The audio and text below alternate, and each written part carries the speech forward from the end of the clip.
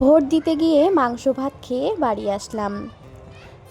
কেন খেলাম, কোথায় খেলাম, কেন ভোটের দিন মাংস ভাত খেয়েছি, এবার কি প্রথম মাংস ভাত খাইয়েছে নাকি এর আগেও খেয়েছি, সব তোমাদের সঙ্গে আজকে শেয়ার করব। হ্যালো এভরিওয়ান, আসসালামু আলাইকুম। আমি আফসানা। কেমন আছো তোমরা সবাই? আশা করছি সবাই অনেক বেশি ভালো এবং সুস্থ আছো। আমরাও আলহামদুলিল্লাহ বেশ ভালো আছি। খুব সকালে উঠে গেছি, উঠে কিন্তু তাড়াহুড়ো করে সমস্ত কাজগুলো গুছিয়ে নিচ্ছিলাম। কালকে যেহেতু সন্ধ্যার দিকে অনেক আত্মীয় এসেছে, তার জন্য কিন্তু কাপ বাটি সব বের করা আছে। ওগুলো ভালো করে গুছিয়ে তারপরে কিন্তু ভাত এদিকে বসিয়ে দিয়ে সবজিগুলো কেটে নিয়েছি। আজকে শুধু তেমন কোনো রান্না করব না, সিম্পল রান্নাগুলোই করব। কারণ ওখানে যেতে হবে। আজকে ভোট 23শে এপ্রিল, আজকে ভোটের দিন আমাদের ইন্ডিয়াতে আর কি। তো সেখানেই ভোট দিতে যাব। তো দেখতেই পাচ্ছ, এখন কিন্তু আগে রান্নাটাই খুব তাড়াহুড়োর মধ্যেই করে নিচ্ছিলাম, মানে অন্য বাকি কাজ রেখে আগে রান্নাটা করছি। মানে অফ ক্যামেরায় আমি বাসন মাজা, ঘর ধোয়া, মানে ঘর ঝাড় দেওয়া আর কি করে নিয়েছি। তো দেখো আজকে রান্না করছি পুঁইশাক, আলু, শুকটি মাছ দিয়ে। যেহেতু শুকটি মাছ আর পুঁইশাক আলু খেতে ভীষণই ভালো লাগে, তবে আমি না খেতে পারি না। ওই যে আমার সমস্যাটার জন্য পুঁইশাক কিন্তু আমি খেতে পারবো না। তাই আমি একটু চেষ্টা করলাম যে আগে একটু ভাজা পেঁয়াজ, তারপরে একটু শুকনি মাছ উঠিয়ে নেওয়ার জন্য। কারণ আমি ভাতে একটা বড় সাইজের আলু দিয়েছি আর কি, 2 পিস করে আলু দিয়েছি। আমি আলু ভর্তা খাবো, আর হাজব্যান্ডের জন্য এই যে শুকনি মাছ রান্না করছি, মানে পুঁইশাক দিয়ে। আমাদের কিন্তু সবারই পুঁইশাক খেতে ভীষণই ভালোবাসি আমরা, মানে ভীষণই ভালো লাগে আর কি। তবে এখন যেহেতু আমার অসুবিধা, সে কারণে আমি খেতে পারবো না। তাই দেখো হাজব্যান্ডের জন্য কিন্তু এদিকে নিয়ে নিচ্ছি, মানে হাজব্যান্ড আর শাশুড়ি মা আর আমার জন্য আলু ভর্তা করে নিচ্ছি। যেহেতু ওনারা কেউ এই আলু ভর্তাটা খাবে না, তাই কিন্তু একটু ভেজে দিচ্ছিলাম। কারণ ভেজে দিলে একটু কমে খায় শাশুড়ি মা, আর হাজব্যান্ড গ্যাসের জন্য কম খায়।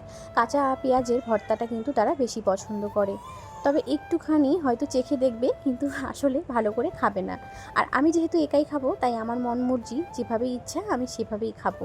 তো দেখো আজকে একটু নিজের মন পছন্দ মতো ভর্তাটা করে নিচ্ছি। ভর্তা করে কিন্তু শাশুড়ি মাকে পাঠিয়ে দিয়েছিলাম দোকানে একটা বেসনের প্যাকেট নিয়ে আসার জন্য। এই যে দেখো ফ্রোজনের একটা বেসনের প্যাকেট নিয়ে এসেছে। আজকে আমি করব ভুট্টা দানার বড়া। বাবার বাড়ির থেকে যে ভুট্টা দানাগুলো এনেছি, আসলে ওটা না খুব ছোট ছোট, তাই ভাবলাম এভাবে কিন্তু বড়াটা করলে বেশ ভালো লাগবে খেতে। অর্ধেকটা ভাজা করে খেয়েছি, আর অর্ধেকটা কিন্তু এভাবেই বড়া করেছি। তো এটাই হচ্ছে আমাদের আজকে সিম্পল রান্না, দুপুরের মেনু আর কি। হাজব্যান্ডও চলে এসেছে, তাকে চা করে দিলাম। যেহেতু আমি তাড়াতাড়ি রান্নাগুলো করেছিলাম আজকে, সেজন্য কিন্তু এখন উঠলো ও। আমি যেহেতু ভোট দিয়ে যাব, তার জন্য কিন্তু তাড়াতাড়ি করেছিলাম সব কিছু।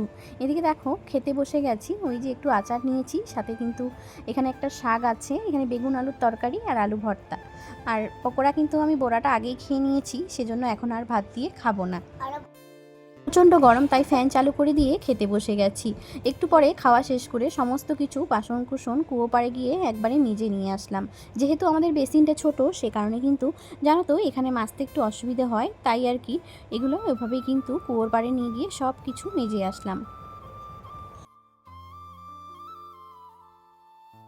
আমি যেহেতু রান্নাঘরের সমস্ত কাজ করে ঘরে এসেছিলাম, তার আগে কিন্তু জানো তো কী হয়েছে, বাবু কিন্তু বিছানায় টয়লেট করেছে। যখন ওর পাপা ওকে উঠিয়েছিল, পরে বলল যে টয়লেট করছে। তাই এসে আগে এই যে বিছানার চাদরটা কিন্তু ধুয়ে দিয়েছি। তো বিছানার চাদর ধুয়ে দিয়ে তারপরে সমস্ত কিছু গুছিয়ে চলে গিয়েছিলাম স্নান করতে। এদিকে দেখো একটু পরে কিন্তু চাদরটা শুকিয়েও গেছে, তার সাথে কিন্তু একটা ক্যাথা ছিল, ক্যাথাটাও দিয়ে দিয়েছিলাম। যেহেতু চাদর আগে ধুয়েছিলাম, তাই কিন্তু আমার স্নান করতে চাদরটা শুকিয়ে গেছে। এদিকে চলে আসলাম, এখন ভোট দেওয়ার জন্য যাচ্ছি সবাই মিলে, আমাদের পাড়ার কয়েকটা চাচি শাশুড়ি মিলে। তো সবাই আমরা দুইজার সাথে যাচ্ছিলাম, কিন্তু ওখানে গিয়ে জানো তো একদম মোবাইল অ্যালাউ করেনি। তার জন্য কিন্তু হাজব্যান্ড আর বাবুকে দিয়ে মোবাইল বাড়িতে দিয়ে পাঠিয়েছিলাম, তার জন্য আর কোনো প্রকার ভিডিও ক্লিপ নিতে পারিনি। আসার সময় দেখো আমি এই তরমুজটা নিয়ে এসেছি। জানো তো এই তরমুজটা 20 টাকা করে বিক্রি করছে, আমি কিন্তু 10 টাকা দিয়ে নিয়ে আসছি। আর আমি যখন 10 টাকা দিয়ে নিয়ে আসছি, তখন কিন্তু সবাই বলছে 10 টাকা করেই আনবে। তো সবাই একসঙ্গে 10 টাকা করে নিয়ে এসেছি। তার সাথে ঝাল চানাও নিয়ে এসেছি। হাজব্যান্ড কিন্তু ভীষণ পছন্দ করে, তাই কিন্তু খাওয়া শুরু করে দিয়েছে। একটু পরে শাশুড়ি মা কিন্তু আখের রস নিয়ে এসেছিলো, আসার সময় আখের রস রান্নাঘরে গিয়ে খেয়ে আসলাম, আর ভিডিও করিনি। তরমুজ কিন্তু হাজব্যান্ডকে কেটে দিলাম, সেও খাচ্ছে। আর আজকে যেহেতু দিনের বেলা ওখানে ভোট দিতে গিয়ে মাংস ভাত খেয়ে এসেছি, আমাদের এদিকে ভোট দিতে গেলে মাংস ভাত, বা এর আগে খিচুড়ি করেছিল, সয়াবিন আলুর তরকারিও করেছিল, কিন্তু আজকে মাংস ভাত করেছে। যেহেতু দিনের বেলা মাংস ভাত খেয়ে এসেছি, আমাদের পাড়ার সবাই মুসলিম, তাই মাংস ভাতটাই হয়েছিল। তো ওখান থেকে থেকে যেহেতু মাংস খেয়ে এসেছিলাম দিনের বেলা, তাই হাজব্যান্ডকে বললাম আজকে আর কোনো চিকেন মাছ কিছু আনতে হবে না, আজকে একটা সিম্পল রান্না করব। তো হাজব্যান্ড বলল কী রান্না করবা? আমি বললাম আমাকে শুধু তুমি ডিম এনে দাও। তো দেখতে পাচ্ছ আমি কিন্তু ডিম একদম ফাটিয়ে সমস্ত কিছু উপকরণ দিয়ে রেডি করে নিয়েছিলাম। তার সাথে কিন্তু গরম পানি দিয়ে সয়াবিনগুলো ধুয়ে নিয়েছি, হলুদ লবণ মেখে দিয়েছি। এখন কিন্তু মোটা করে ডিমগুলোকে ভেজে নেব। তো দেখতে পাচ্ছ এখন আগে প্রথমে ডিমটাকে ভালো করে ভেজে নিচ্ছি, তারপরে কিন্তু পিস পিস করে ছোট ছোট করে কেটে আলু দিয়ে রান্না করব।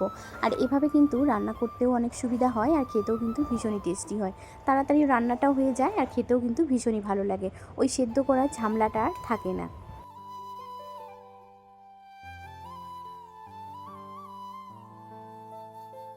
ডিমটাকে দুই ভাগে ভাজ করে ভেজে নিয়েছিলাম, তারপরে দেখো সয়াবিনটাকেও দিয়ে দিলাম।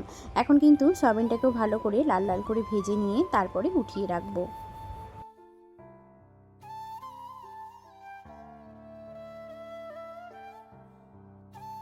তো দেখো পেঁয়াজ ভালো করে ভেজে আলুগুলো দিয়েছিলাম, সাথে কিন্তু টমেটো দিয়েছি দুইটা। তো এখন আলুগুলোকে ভালো মতো সিদ্ধ করে নিয়েছি পানি দিয়ে। তারপরে দেখো এখন কিন্তু ভালো করে কষিয়ে নেব, কষিয়ে তারপরে ডিমটা ঢেলে দিব। একটু একটু পানি অ্যাড করে ভালো করে কষাচ্ছিলাম, তাহলে কিন্তু ভিতরে আলুর ভিতরে একটু মশলাগুলো ঢুকবে আর টেস্টও লাগবে। একে একে কিন্তু সমস্ত ডিমগুলো দিয়ে ভালো করে একটু কষিয়ে নিচ্ছিলাম। আর আজকে জানো তো কষাতে গিয়ে ডিমগুলো হালকা হালকা ভেঙেও গিয়েছিল। অন্য দিনের ক্ষেত্রে কিন্তু এমনটা হয় না, পিসগুলো একদম মাছের পিসের মতো থাকে।